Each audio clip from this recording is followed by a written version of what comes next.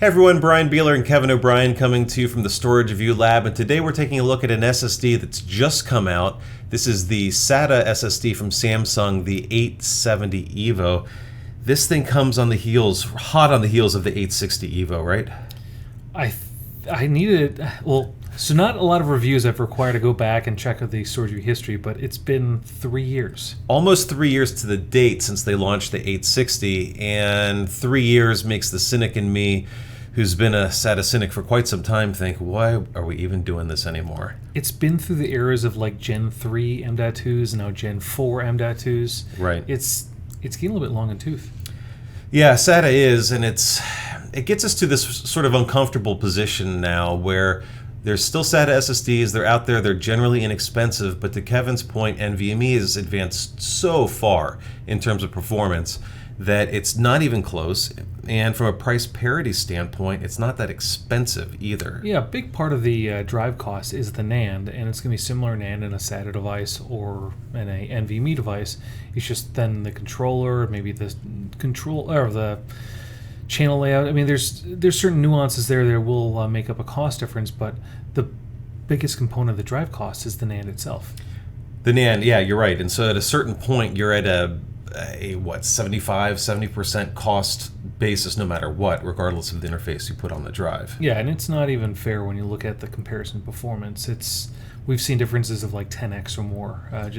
Which we will do. Yeah. Don't get too excited, okay? But the other thing with SATA is that there really aren't that many places for it to go anymore. And Samsung obviously sees a market for this driver, else they wouldn't have produced it. And the 860 has been a long time, EVO has been a long time seller for Samsung, so updating it, and to be fair, they do claim a way higher performance spec than the 860. Well, again, I think they're,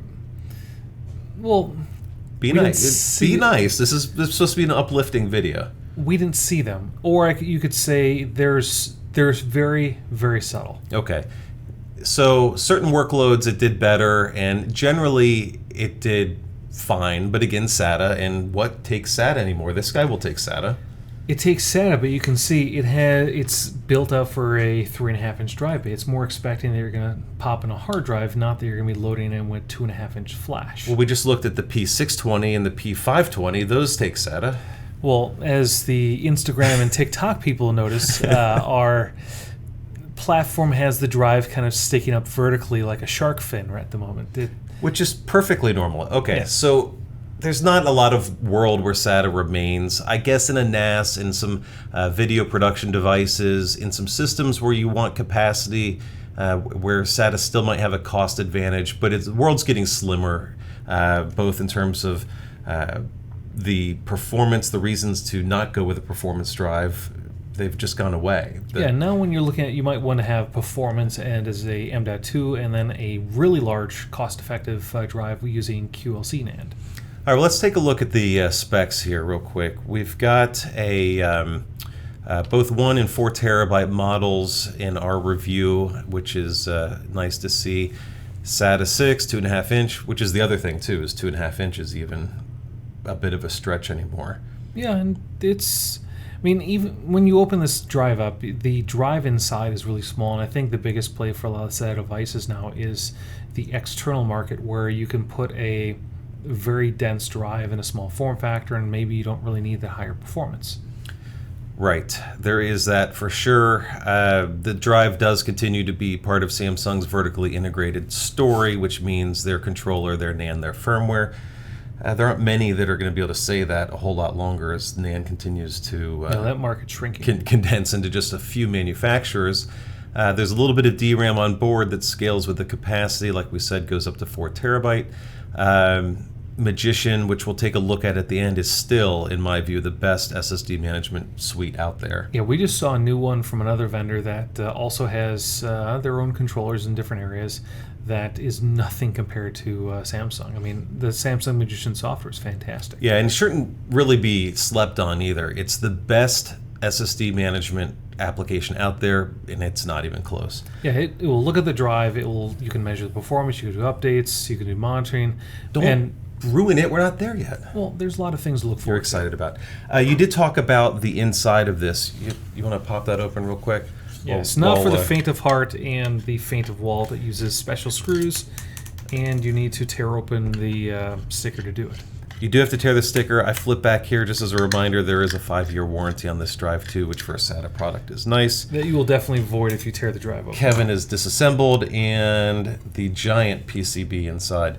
Now this is the 4 terabyte guy, which uses what, 20% of the space, maybe 25% in there. Yeah, there's not a lot of stuff that you need anymore, and this goes back to also some of the reason why you don't find a capacity less than 250 gig. You're limited by the fewest number of NAND packages or little devices. And at a certain point, your capacity difference is you're going to start paying more for the other components on the board than you would the NAND. Yeah, and the 1 terabyte is just a little bit smaller. We popped that open in the review as well.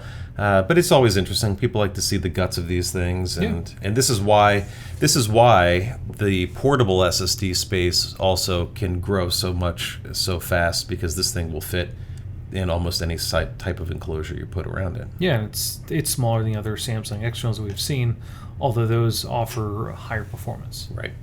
All right, so as we take a look at performance, brace us for what you've done here. So we're looking at the 4 corners as well as a little tree at the end, but when you're looking at the performance of this drive, it did have some improvements at the low capacity footprint compared to the previous generation drive. But when you're looking at compared to the entire landscape, everything clumps together at the end. There's not like a huge difference where a new up-and-comer comes into the market and it has a dramatic lead. You just can't make SATA go faster than SATA's going to go. There's no SATA development plan, so this is sort of the end of life for this this interface. Yeah, sequential writes, same deal.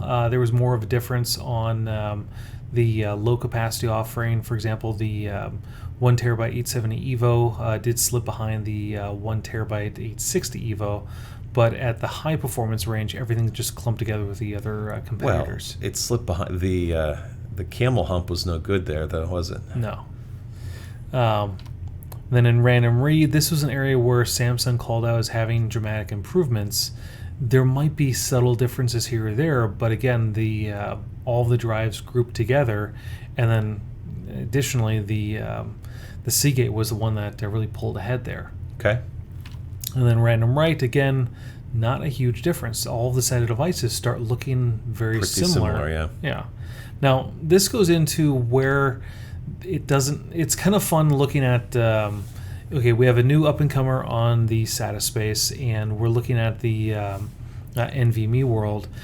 There is only one drive that is in the NVMe space that is worse than this, which... Okay, so we'll just to set it up real quick, when you go to that VDI boot, you've changed the landscape. And yeah, really so we're looking at... What we're trying to show is how the SATA drive compares to almost generation -1, although some of these drives are still current Gen 3 NVMe drives. Yeah, it's just mainstream drives. Right.